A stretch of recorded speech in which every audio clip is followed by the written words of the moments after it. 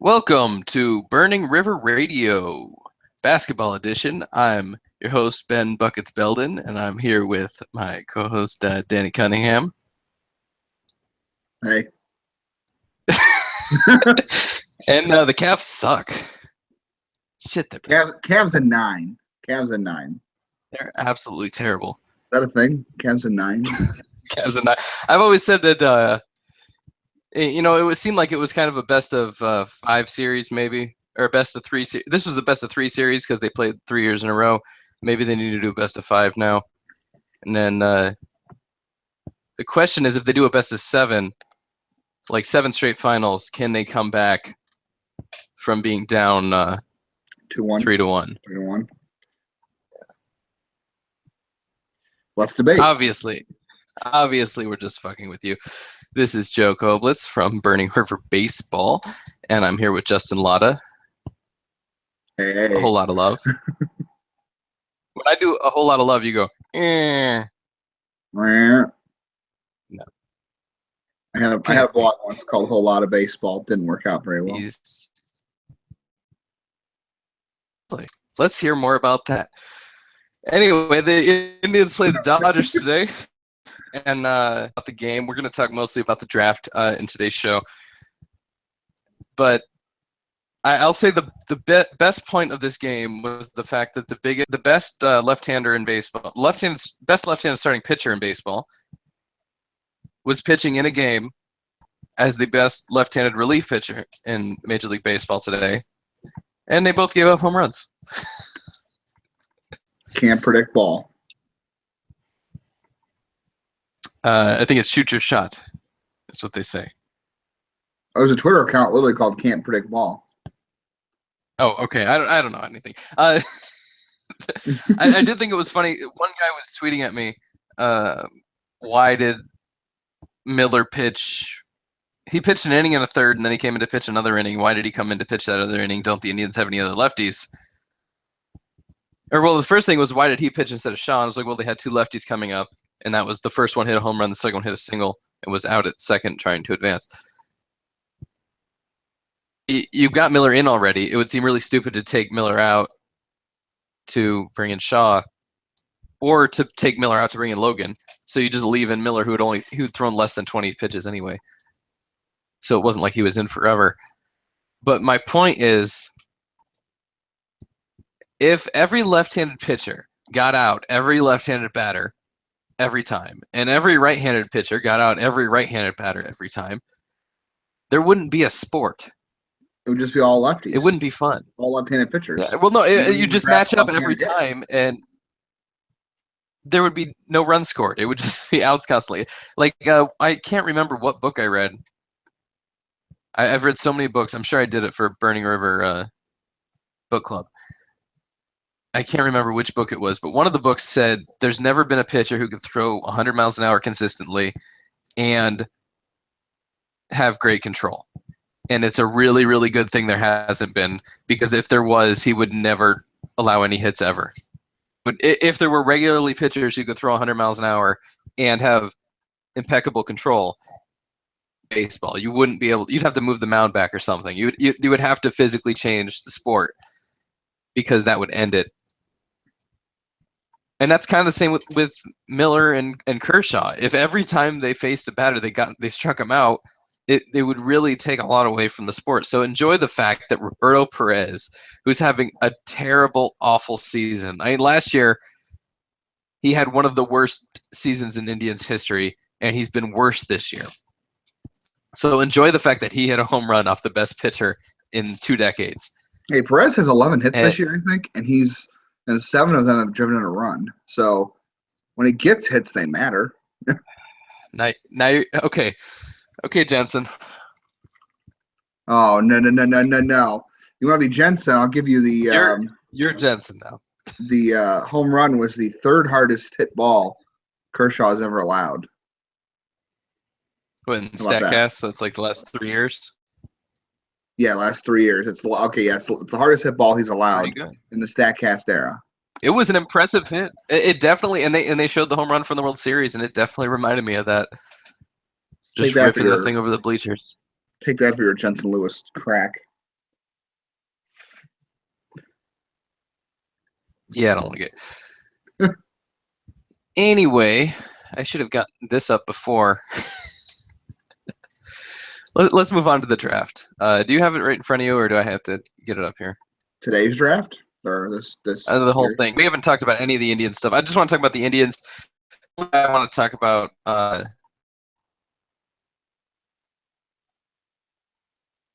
is and now You lost it. I got it in a second. I have Indians draft up now. You have it up now. I should have. I have the history of drafts up, but I didn't bring up today's for some reason. Not a pretty history. Yeah, and that's the fun thing. Why is this? Okay, the first one, Hunter. His name is Hunter. Hunter Green went to Cincinnati instead of Minnesota, and that made me incredibly happy. First thing that I don't know how well MLB ranks their prospects. It's got to be impossible to rank prospects that aren't even drafted yet.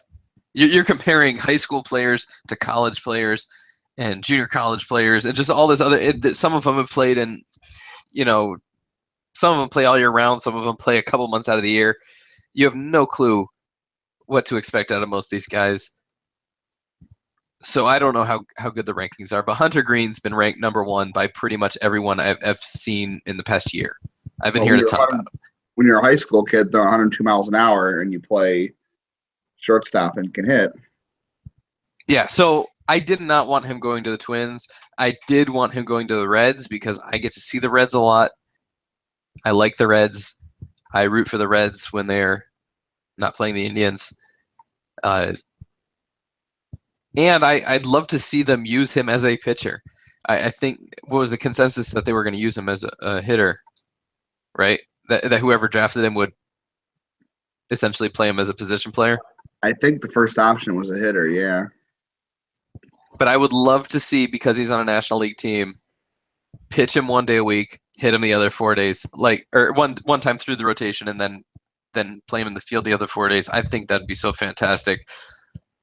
We haven't seen anything like that ever, because once Babe Ruth started hitting home runs, they moved him to right field. They didn't pitch him anymore. I don't think you'll ever. I don't think you're going to see it in our lifetime. But you certainly weren't going to see it with the Twins. No, you're not going to see it with the Twins. But here's why you're not going to see chance. it.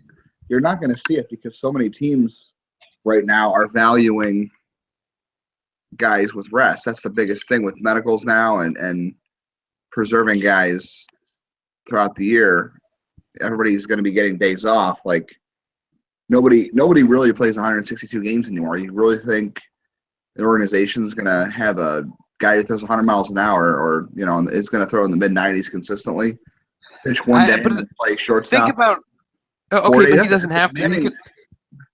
You've got years before he's going to be in the majors. Move him to first base or second base or something like that, where he doesn't have to throw very far. And he doesn't have to. How many times does a second baseman throw a ball during a game? 5? I mean, actually, really trying to get it out? Yeah. Second basemen don't throw the ball that much. It's very rare. First basemen almost never do, although they're going to have Votto there forever. Well, to be fair, it doesn't sound like he's going to stay at shortstop anyway. It might be a little bit too big. So I guess you could move him to first. You might waste some athleticism. Yeah, move him. But the point would be you'd be having the bat and you'd be pitching him. You'd be saving him so he could pitch every 5 days. That's all I want to see, is a pitcher who can rake, as they say. That hasn't anyway, really worked out back well to the so far. Okay, Micah Owings. Bumgarner this. Yeah, Bumgarner this year. Micah Owings before. Michael but there was Lorenzen. one. Okay, no, for the Cardinals, he was an outfielder. Oh, Rick Ankiel. Oh boy. Rick Ankiel. See, you're killing me. My brain's completely fried. That's because he lost his mind, or he had to go through some shit on the mound. So. Rick Ankiel once hit a mascot with a pitch. It was on the duck. I might be making that up, but it might be true. The Indians' second round, so it doesn't really matter because you're not listening to this anyway, or not listening to it today at least, recording it. was Quentin Holmes.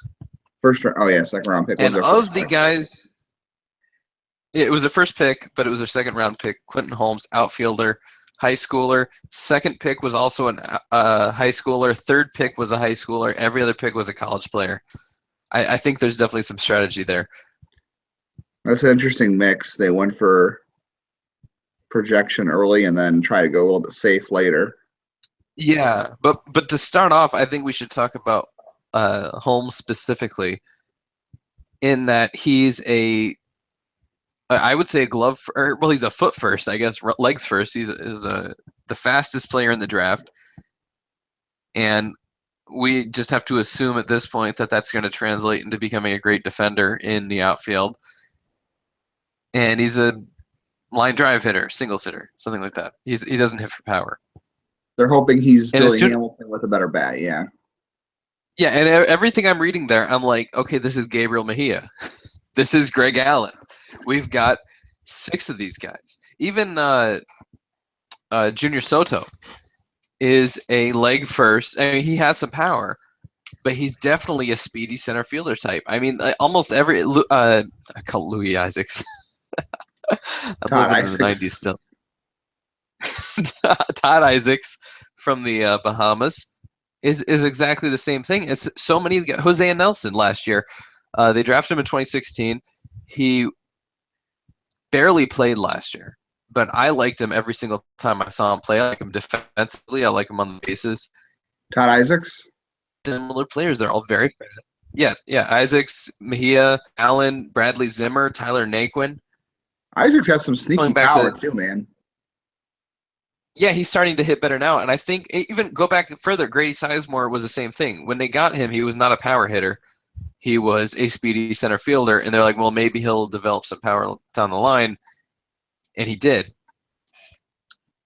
So I think that's what they're thinking with Holmes. They're looking for Holmes to develop power, but I think they're hoping he just hits. Well, that's what 280. That's what the MLB guys said. The MLB guys are idiots, but that's what they were saying essentially. But I think what they're doing essentially is just taking a bunch of chances on a profile that they like, which is the speedy glove first outfielder who can hit line drives. Because Mejia's that too. If you watch Gabriel Mejia hit, he's a line drive hitter. That's what he does. He hits them. He's not hitting ground balls. He's hitting line drives for the most part, unless he's bunting. And I think they're taking that profile, and they're saying one of these guys is going to be our center fielder. They're not saying this guy. It's not like when they drafted Lindor. When they drafted Lindor, we all knew he was the shortstop of the future. Right. There's been very few draft picks like that, except Bo Mills. Bo Mills, we knew he was the first baseman of the future. Very few guys like that. And there were so many first basemen in this draft too, by the way. Ugh. Well, see, you probably know more about the depth of the draft than I do. I researched all of the Indians picks so far. They've made 10 to this point. They'll make 30 more tomorrow. Long day. But I've researched all the ones that they did today. I did the draft before it happens because that's just too much. I mean, think about it. The Indians' last pick was 312 in the draft, the 10th round. It was a 312th pick. I'm not researching 312 people. That's too many. I'll research 10. Not doing 312. I think the other pick to talk about, I know we're focusing on Holmes and that profile, but I think the other notable pick to talk about is probably the 3rd round pick, Jonathan Rodriguez, who it sounds like he's kind of a boomer bust pick, but he's a switch hitter who some people thought he might have the best bat in the entire class if everything works out. Of course, there was a couple guys that said he might not make the AA, so it's high risk, high reward. But it sounds like there's a lot of potential in his bat. Big kid, 6'3", 180. I know almost nothing about him. I have another guy that I like just after looking at stats. My only thing about Jonathan Rodriguez is now the Indians have Jan Rodriguez, Yorma Rodriguez, and Jason Rodriguez. So who could all be in Arizona Fall League or Arizona Summer League in a week. Yorma's in A-ball, right? He's in Lake County. He could be sent back any day. I like he's playing well. Jason is slated to start the season in Mahoning Valley. But Jonathan could start the season in Mahoning Valley too. And Jan was on the DSL roster, but I physically saw him in Arizona after he was already on the DSL roster, so he's not in the Dominican. He's definitely still in Arizona. So he could be either on AZL or Mahoning Valley. And they're going to have to go beyond just J.O. on these jerseys. It's going to be more than J.O. Rodriguez. That's not going to work anymore. You're going to have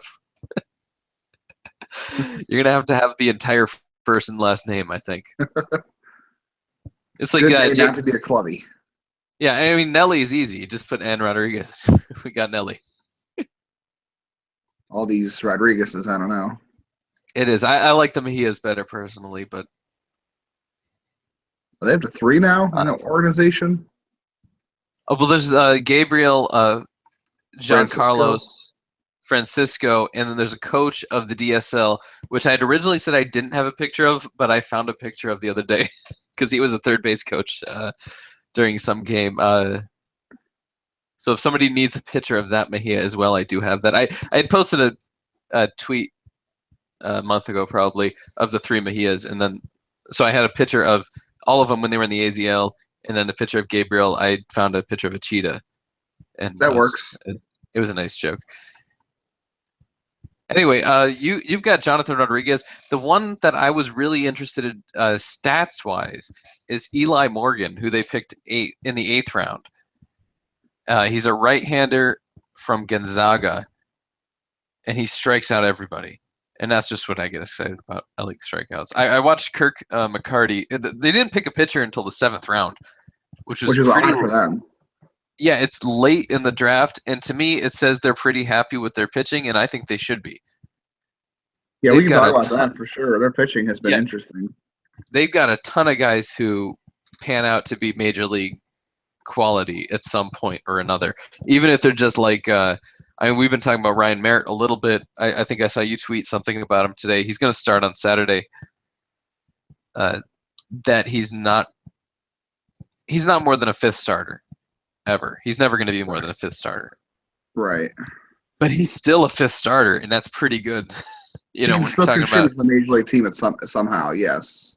Yeah, and so when you're talking about picks, any draft pick you take, if they make it to the majors and contribute anything, that's a win. I mean, yeah, you want like Francisco Lindor, or you want Brantley Zimmers, or you want those kind of guys, but if you take anybody in the draft, if they add anything to your major league team at any point, it's a win.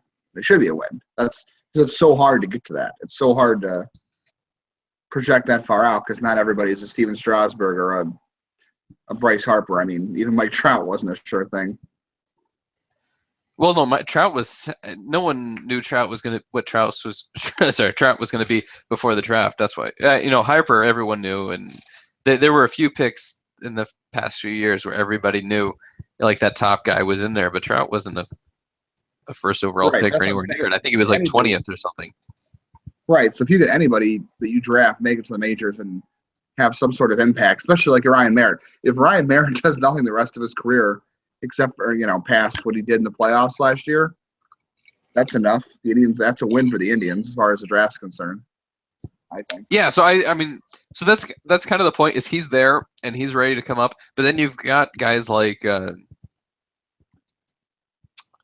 Julian Merriweather, who is, I think, a little bit better than Merritt, and then you've got guys down further like Xiao Chiang. Is that right?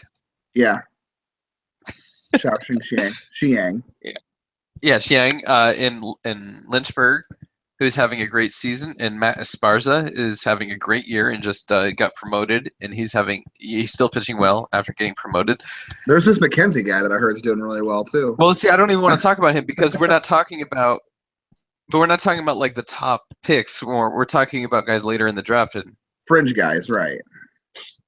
So I think Savali and Bieber still fall in there because even though they're higher picks, they're still, I don't want to say their ceiling's limited, but they still kind of profile the same, where you think they're going to help you somewhere even if it's in the bullpen, it's guys that are going to contribute to the major league team. Looking at the Lake County captains right now, I'm seeing Brady Aiken, Sam Hentges, and Juan Hillman all have at least a potential of a major league future. Yes.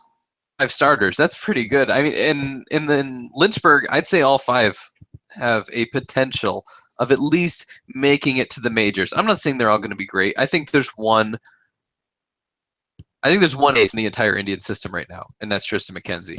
Right. I wouldn't say there's another ace in the entire. I'm not being a homer and saying that the Indians have the greatest pitchers ever. I'm just saying that they have a lot of guys who could potentially at some point make it to the major leagues. And you're not even including, we're talking about starters, but obviously you throw in guys like Dalbert Siri, Ryder Ryan, a couple of relievers that are having really good years that, we've talked about. Brent Krause, even though I think he's hurt right now. I mean, those are other guys that are going to be probably future major leaguers. Yeah, so essentially, if they have all those guys as relievers, because there's always been talk about, well, will Savali be a starter? Will Beaver be a starter? Will they be relievers? If you have guys like Siri and Ryder Ryan and other guys like that pan out, you don't have to move Savali and Beaver in the bullpen until it's absolutely necessary. It gives you the chance to wear out all their options as a starter in the future. Yeah, obviously you don't even know then at this point. I mean, like Zach McAllister was a starter for years in the rotation before they moved him into the bullpen in the major leagues. And they had no choice at that point. And Carlos Carrasco was in the bullpen before they moved him back to the rotation. So obviously there's moves to be made after they get to the majors. What I'm saying is essentially the Indians' starting pitching depth is so much better than any other positional depth that they have on the team. And we've been doing these top 10 lists all year. Anyone should go look at our Burning River Baseball top 10 minor league lists. We're going to keep doing them throughout the year. We do them position by position. And every time people complain, especially Justin, over and over again, how can you rank 10 guys when there aren't, like, there are more than 10 players. Every position has more than 10 players. Like, there'll be 11 players at first base or catcher or something like that. And you'll give me shit and say, I don't want to rank, who is it, Miguel Eladio at second base or something like that. And I say, that's the point. You have to rank those guys to show how bad the Indian system is at second base. It's terrible. The Indians have 2 potential major leaguers at second base. That's it. Unless they start moving guys around. Unless they start moving shortstops to second. They've got 2 guys, and they're both at the same level. And first base isn't great either, yeah. But and first base is completely different. But and catcher is terrible. So by putting them in a top 10 list, we can really look and see these are weak. So when the Indians go 6 rounds, essentially 6 rounds, because they had a CBB pick after the second round, so they didn't have a first round pick, but they had 2 second round picks. Here's the question for you, since we're talking about catchers in the draft. If we were to, I don't know anything about Michael Rivera, the guy they took in the. I know this is the second time he's been drafted. There were a couple guys that had been drafted second. One of them, the last time they had been drafted, was a 40th round pick, which I thought was pretty cool. But like, how bad is the catching situation in the minors that if they sign Rivera, who played in just, I don't know how many games he played in this year. I think he was hurt this year, so he didn't play a whole lot. Yeah, he broke his hamate bone, of all things. Oh, wonderful. But, I mean, he pretty much goes right behind, obviously, Mejia and Logan Ice is number 2, and then, what is he, number 4, 3? Well, right now, if they sign him? Of course, the scouting report on him is that he can't hit at all. And I looked up his college stats, and he can't hit at all. That's encouraging. So he's a defense-only guy, so he's going to be another one of these Roberto Perez, Yan Gomes types, Simeon Lucas is a good catcher. Like, if you're just talking about physically catching the ball and calling a game and throwing out base runners and, and like running a game from behind the plate, Simeon Lucas is a good catcher. So I don't even know that I put sight unseen Mike Rivera above him. That's the problem is you don't know. He don't know. Just reading his profile, I think obviously he's a top 10 catcher. If they sign him no matter what in the organization, he wouldn't be unranked. Yes. He'd probably be top 5, though. I mean, if he's really that good defensively. Again, that's how bad their situation is behind. I mean, obviously they a lot better. I like Legion. I like Oh Lee yeah, Jen I 2 forgot better about than you you. do. No, But I'm with you on Lee Jen too. I don't know about the glove, but the iron and the bat are great. Anyway, we're off topic. Yeah, again. well, I think that's it. So you've got Jonathan Rodriguez, who again, like I had never heard of. He came out of Puerto Rico, out of Carlos Beltran Baseball Academy, which is kind of funny because Beltran is still a player. That he already has an academy. And I like Eli Morgan. I watched Kirk McCarty's video on MLB.com, and the guy freaks me out. Really? Like, I don't know why you got a pitch like that. It's just weird looking. I've not seen anything on him. I'm just starting now looking at Eli Morgan. He throws 3/4 lefty, but it's a really herky-jerky thing, and it's kind of funky. But he's got good numbers in college, and there wasn't a guy I would say that's necessarily a bad pick out of all of them after looking at him. I definitely think the Indians have a strategy of early rounds. You pick guys who are really high ceiling, low floor, and then later you pick the high floor guys. Because even Tyler Freeman, they said they may max out as a utility man, but the last guy they picked today, Jesse Berardi, in the 10th round, is a shortstop. And they said straight up, he's a utility man. Like, there's no way he's ever going to be anything but a utility man. But you need utility men. He's an organizational filler, a guy you can potentially have on your roster in the future as somebody who can catch the ball. Yeah, and if he can be a utility man, if you can get a major league utility man with the 10th round pick, that's pretty good. And I think that's what I want to take into our more historical perspective. Oh, this is going to be a rough trip. Where do you want to Because start? I have every draft ever on my list. I keep a running tab of these things. And I like one of the things I do on my running tab of every draft pick ever by the Indians is I note the top pick in every draft. And so if you go from Matthew or Lindor? What? Who was number one? I forgot who you put number one. Or was it just the top pick from each draft? So like the top okay. pick from 2004 was Tony Sipp. Which was like what, the 40th round or something? Yeah, it was really late. But I noticed today that the top pick from 2004, 5, 6, 7. Yeah, 4, 5, 6, and 7 were all relief pitchers. You don't want your top pick in the draft to be a relief pitcher. That's generally a mistake. Well, it's not, like not, somehow not in all cases. The top pick in 2007 was Josh Judy. Well, okay, I'm sorry, not a bad reliever. Josh Judy's a bad reliever. That's the top pick. But if it's a good reliever, the 34th round. What year was Cody Allen signed to? Well, Cody Allen came in Lindor. 2011, yes. Yeah, he came in Lindor's year, so he's not going to be.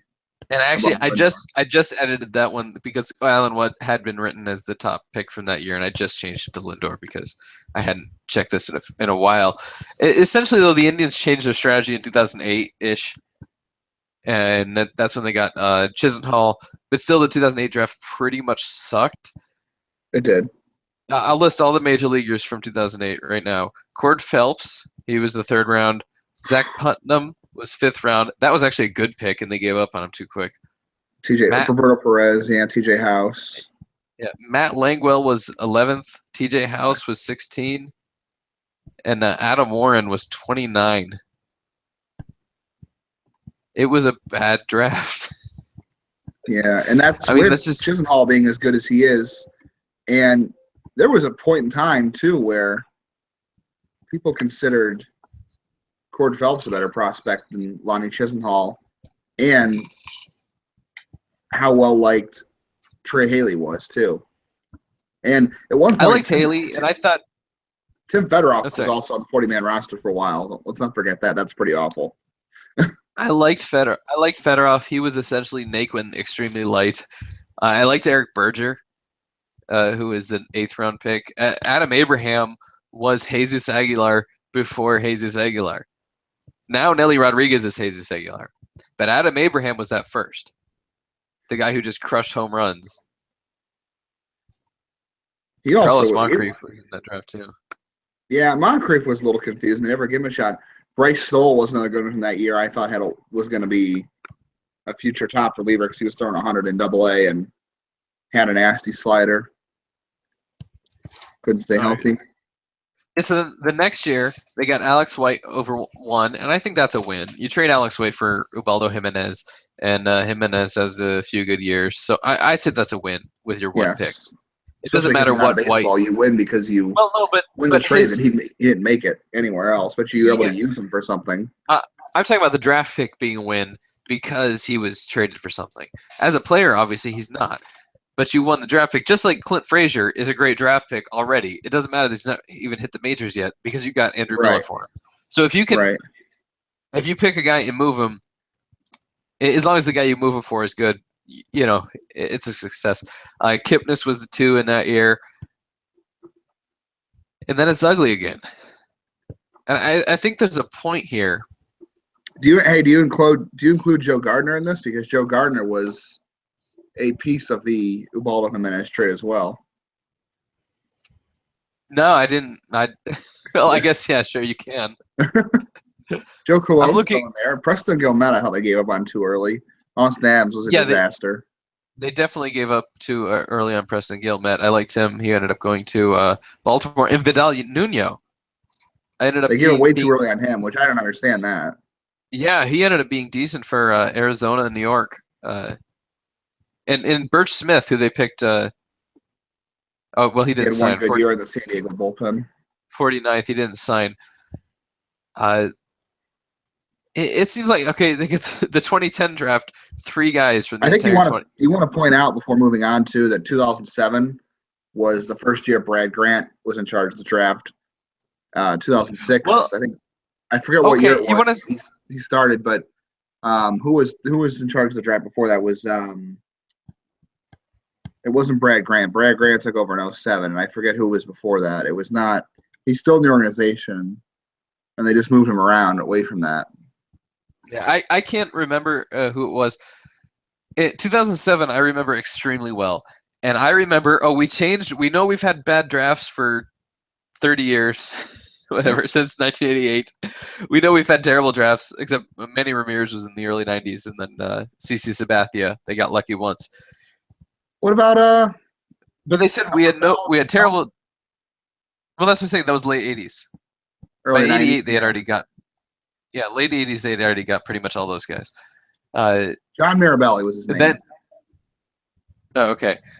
They made this big deal about changing, and they're like, okay, this is our new thing. We got Bo Mills. He's going to be our superstar forever. And I remember him so well. Like, that was the first draft. I remember watching the draft live and being like, okay, Bo Mills is a superstar of the future. We got him. Like, he's going to be the next Jim Thome.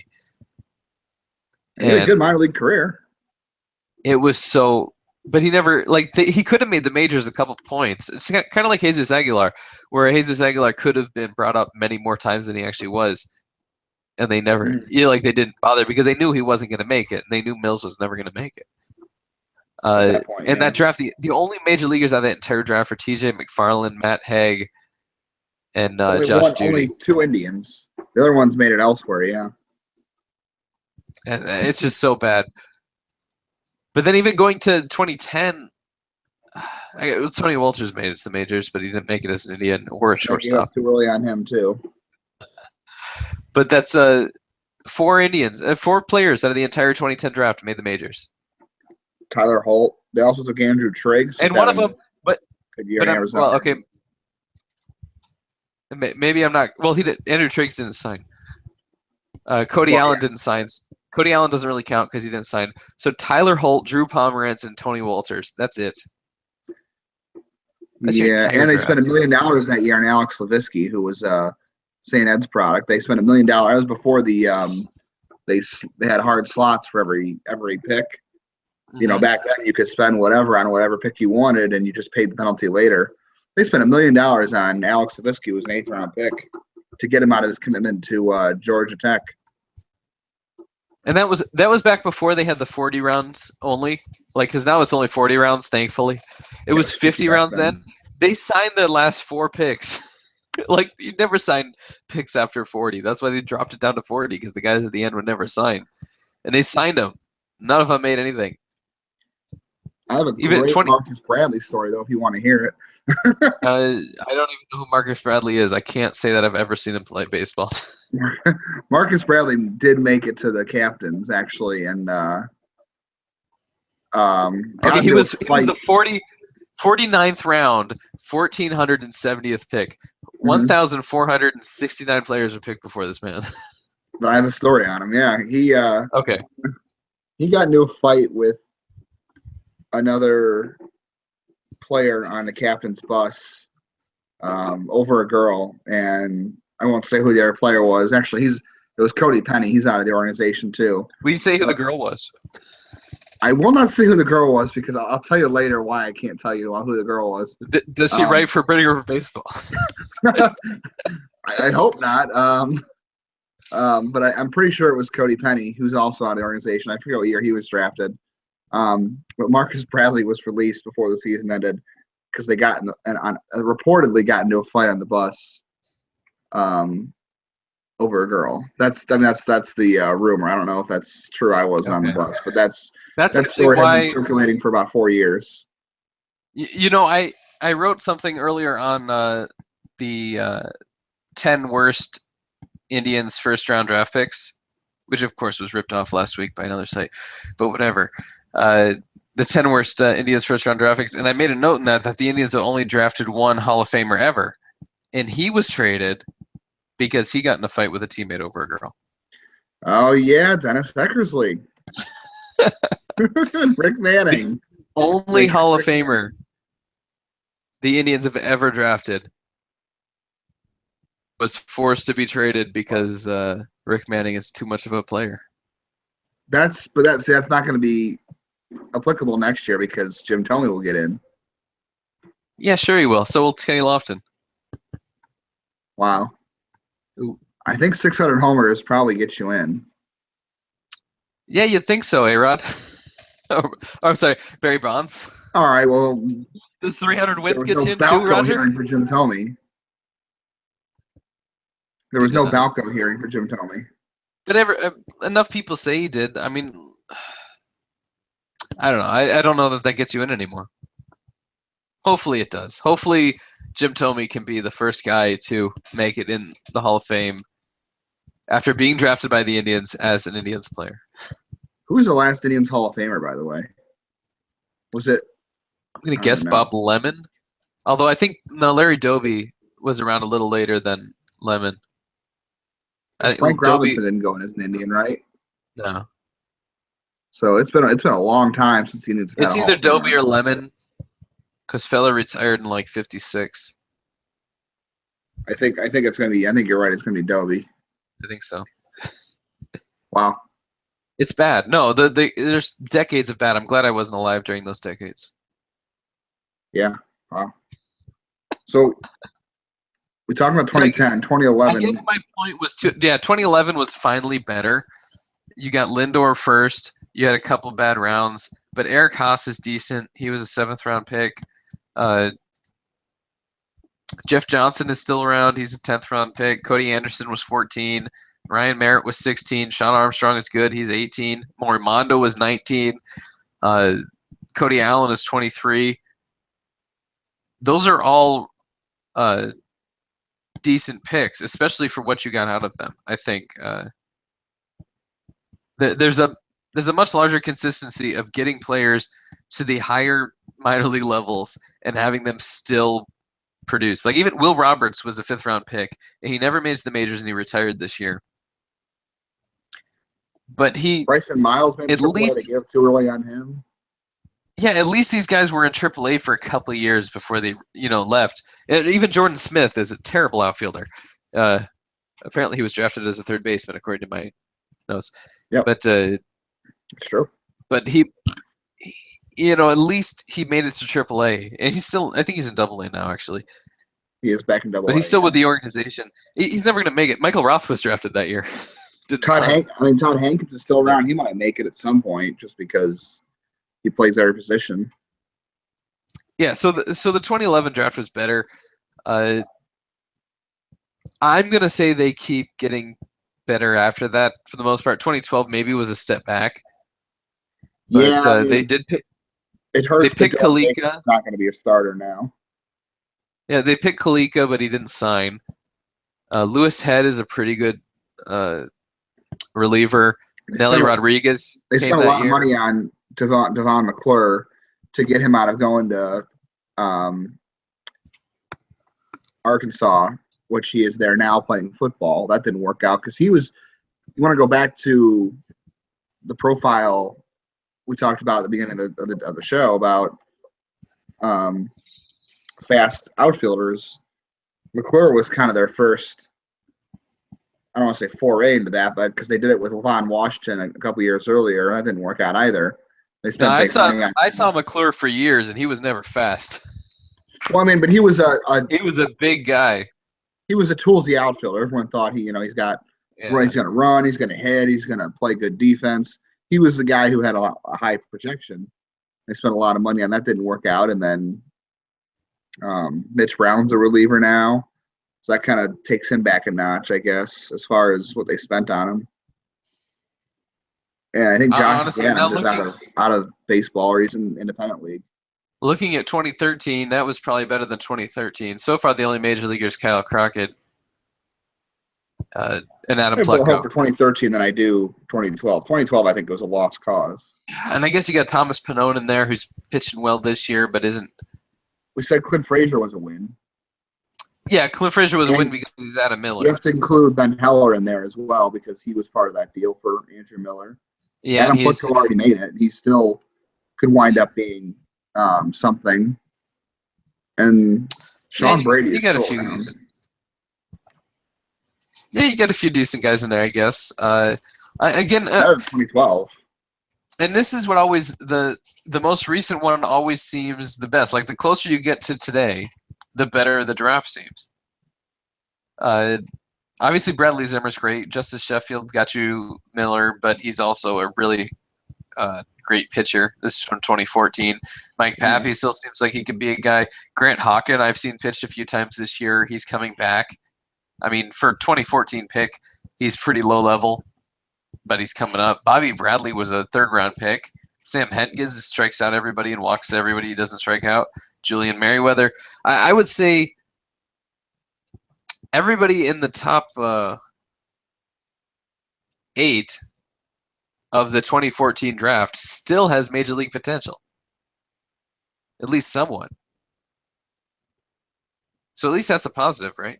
Yeah, you mentioned Greg Allen. He's still around there. JP Fireeisen in there too. Was part of the. Yeah, there's guys down further too. RJ Angulo was just named Carolina League All-Star.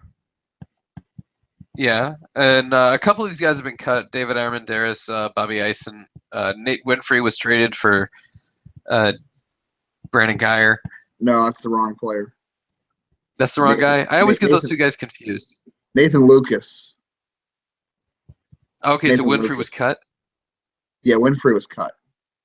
Okay, Winfrey was cut. Lucas was... They're all the same to me.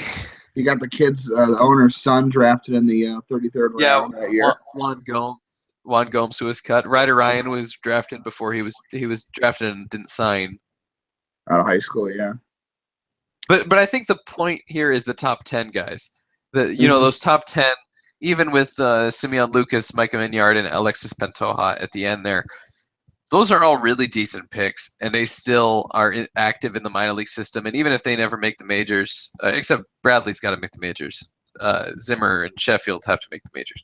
But the rest of them, like even if they don't, they at least put in their time and they got close. That's what you want from a draft class. You want the top 10 picks to be close, and then hopefully you hit with something later on. Here's a good. We'll debate this. Who's going to be the first player from the 2015 draft to make it for the Indians? Tristan McKenzie. You're sure?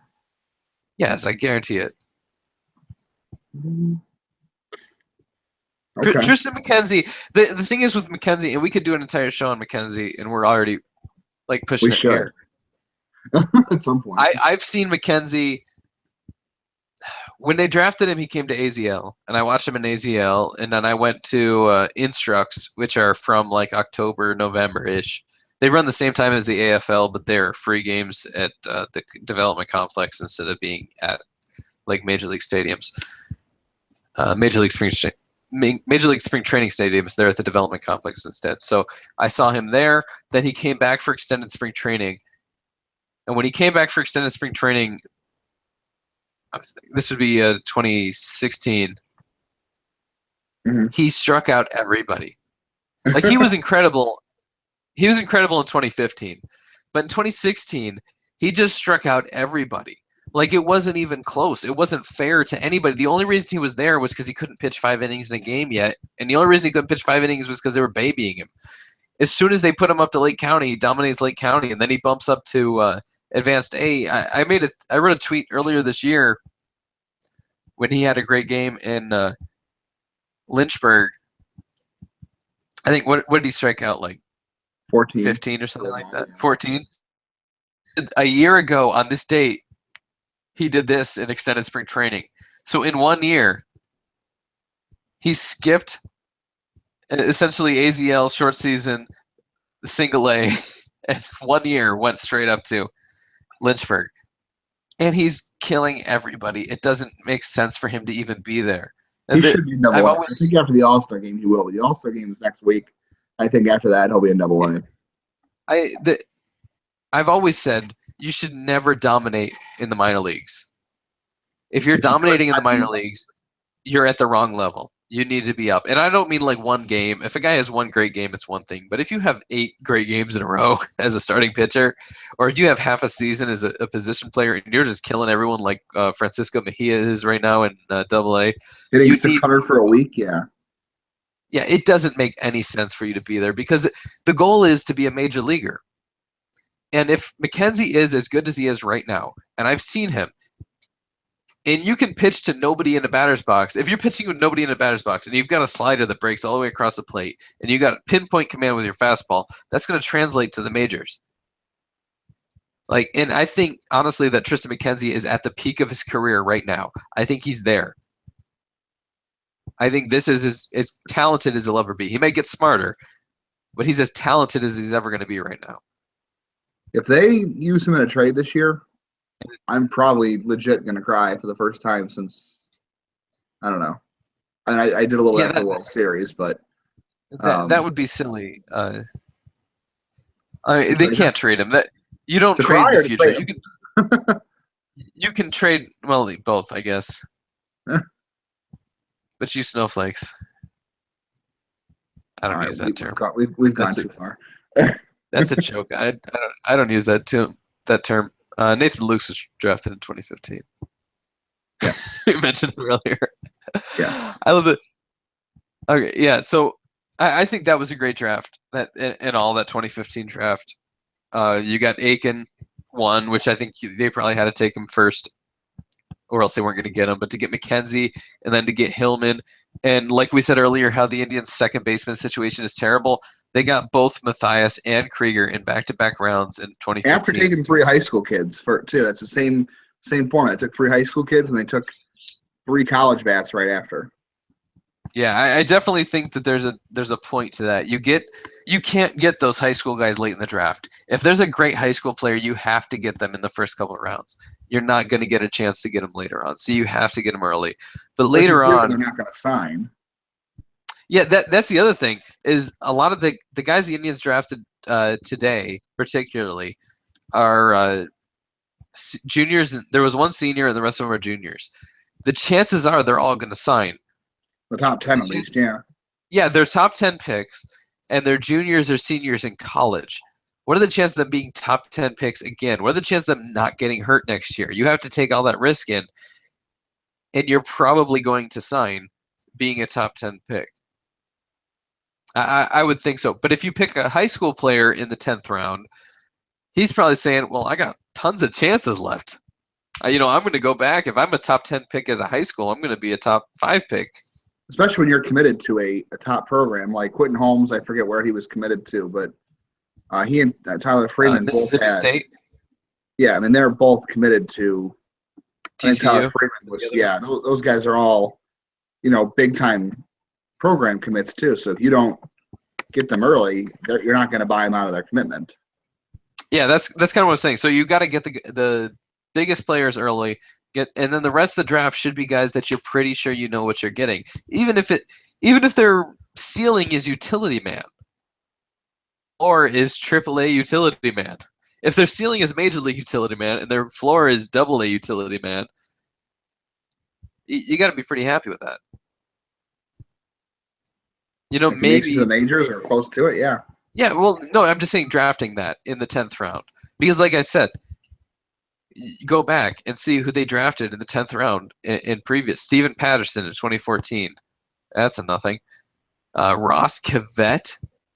He didn't sign, but Actually, he's still nothing. he's doing really well for Detroit, Is he? sadly. Okay, there you go. Yeah, he's in their organization. He's pretty good. Josh Martin, he's doing okay. He's a reliever. Jeff Johnson is a reliever. Tyler Holt. Yeah, we all know about him. But he made it. I mean, he did something. Yeah. Brett Brock. His brother was better than him. I mean, this is randomly taking the 10th pick out of every draft. Donnie Webb in 2008. Heath Taylor in 2007. If you don't know these names, there's a reason. Paolo Espino, I do know that name. He didn't. He did sign. Yeah, he didn't. He made it. He made his major league debut. He did made it. He just made it with Milwaukee. Yeah, he was another guy. I don't know why. I mean, he was a minor league free agent, but I mean, he was like the right-handed Vidal Nuno. We didn't go back far enough because the best pick the Indians have had in years was the 5th rounder in 2006, Chris Archer. Oh, yeah. That really has been their best pick since then, huh? Until Lindor. Yeah, that was pretty good. I guess that's the whole point of this whole show is that you want those positive guys. And look at last year, they picked 2 high schoolers to start, and they picked 3 college guys before they went back to the high school picks. And Benson does have a lot of upside. Nolan Jones has a lot of upside. But I bet you Savall and Bieber make it to the majors first. I bet you Savali does, yeah. If they don't use him in a trade. I mean, even if they do. Yeah. I mean, honestly, I see a lot of positive names from last year's draft. Zach Plesac just made it back from Tommy John. Yeah, Ben I Krauth, I know you like Ben Krauth. He's in there. I love Ben Krauth. You like Michael Letkowitz, even though I think he's on the DL now, which is not good. I've never seen Letkowitz pitch. Ryder Ryan. I like Ryder Ryan a lot. Kalika's great. Connor Capel's doing really well right now. Yeah, Capel's doing well. Collins looks all right. There's a lot of guys. Skylar Arias is a lefty from late in the draft who look pretty good. Tanner Tully is a lefty. Logan Ice should be a major leaguer just for defense alone at some point behind the plate.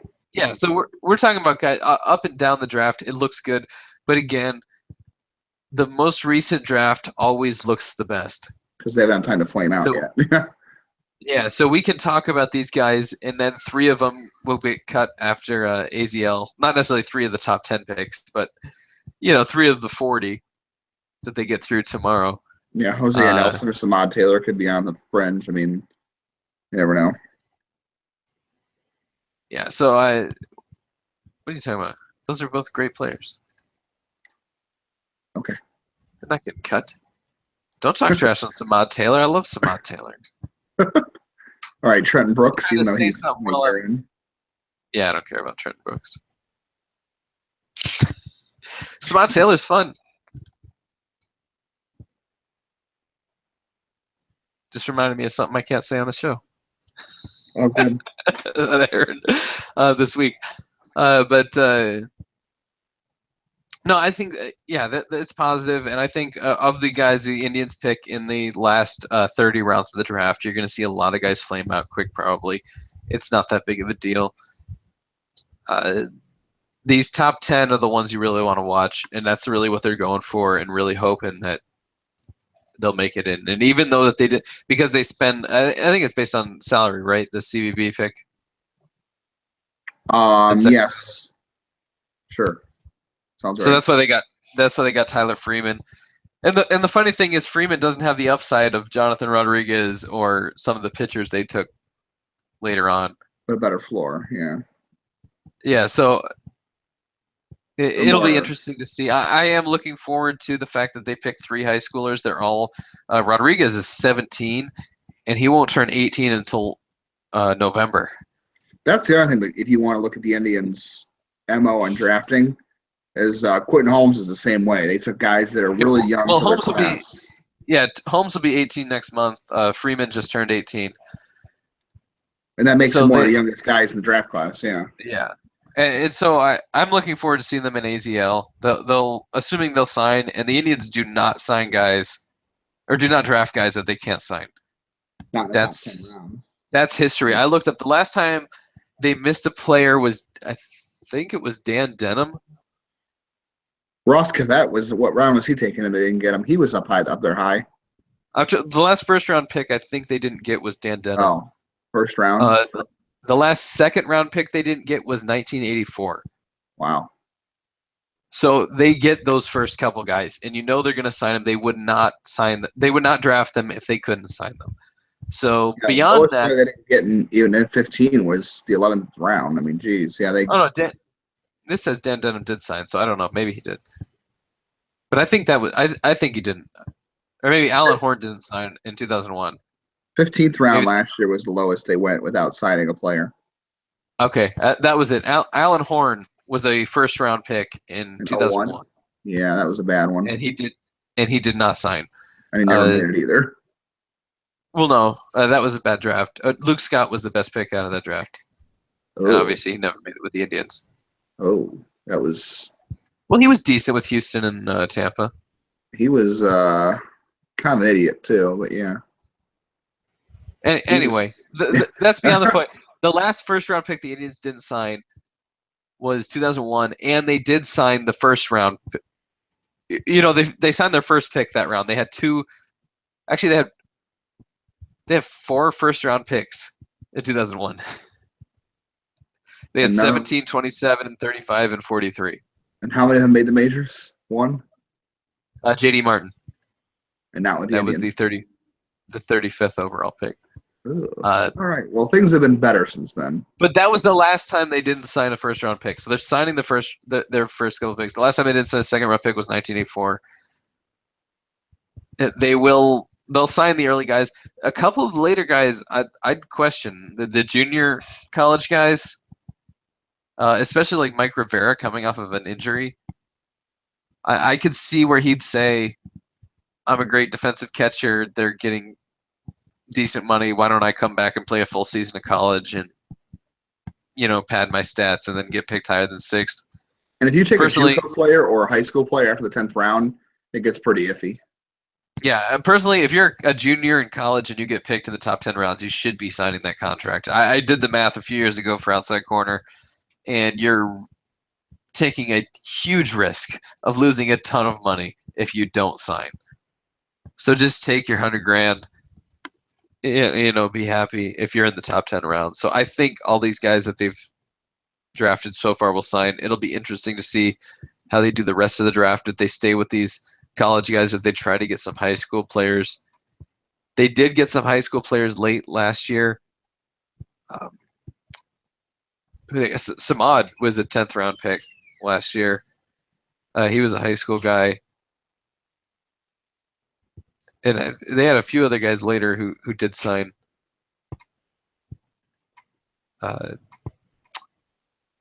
It's funny. Will Crow, when he got drafted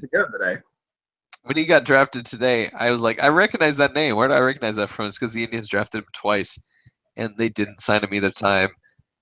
And Justin, of course, wanted them to draft him a third time, and I said, hey, no means no. I mean, they had a chance to get him. Jimmy was on the board for him. Yeah, so he was. I think that was. Who did they take that round? That was. I think that was the first round. He was the pick. No, he was the pick right after. Holmes, wasn't it, or was it Freeman? No. He was a pick today, not yesterday. But he literally went a pick after they took somebody. I forget who it was. It might have been Rodriguez. No, it wasn't Rodriguez. Maybe it was yesterday with I think it was Freeman. yesterday. Maybe it was after Freeman. I mean, I just remember reading the tweet. He went right after the Indians. He went after Quentin. He went right after the Indians' first pick, which was the second round. He went to the Nationals, pick 65 overall right after Quentin Holmes. So they had a chance to get him. Yeah, so they could have picked him a third time, and he would have had to sign. But I think they made the right choice. I like the fast guys. Man, I swear every series some team comes into Cleveland or they go to another place and they play the Twins or they play the Blue Jays, and you're like, wow, this center fielder catches everything. Why can't we just have a center fielder that catches everything? Everyone else has one. And it's not even just one team. It's like team after team after team. They've all got these Tampa. They've all got these great Kansas City. Now Seattle. They've all got these great center fielders who catch everything. You just want one of them. It's a market inefficiency. And I think Greg Allen is probably going to be that guy for the Indians, but it seems like a really good place to go. I mean, if you get three of those guys in your outfield, you can have a rotation of Josh Tomlins, and you're probably still going to be all right. Boy, if you can, Bradley Zimmer in right field would be something. If you can get Allen in center and Bradley and Zimmer in right field, your defense really. Mejia. Oh yeah, you put Zimmer in left, Allen in right, and Mejia in center. Jeez. Yeah, so I think that's I think was the goal with their first round pick this year. It wasn't last year. Will Benson is not that kind of player. He's got a little speed, but he's mostly arm and bat. And we'll talk about him later once he gets a little higher, probably. but I've seen him play a lot at this point. Too much, probably. No, I don't. I think he's going to be back in AZL again this year, but he's an exciting player like Mark Reynolds is. Oh boy. All right, I think that's enough. Got 30 more picks. Got two more games for the Dodgers. Hopefully the Indians beat the Dodgers because I really want the Diamondbacks to win the West in the NL. I picked them as a wild card team, so as long as they make it. Yeah, really going for the Diamondbacks at this point. Yeah. I really want that World Series here so I can actually go to a game. Oh, that wouldn't be bad, yeah. That'd be great. Come home for the one last year, but yeah, no, that didn't happen. All right, that's it for tonight. I've been Joe Coblitz. You can follow me at Burning River BB. He's Justin Lada. You can follow him at JL_baseball. Of course, read everything on burningriverbaseball.com, especially our top 10 minor league reports and draft stuff coming up. Got one coming tomorrow for the, which is probably today if you're listening to this, top 10, or not top 10, the players the Indians picked from round 3 through round 10. So check us out, and we will catch you next time on Burning River Radio.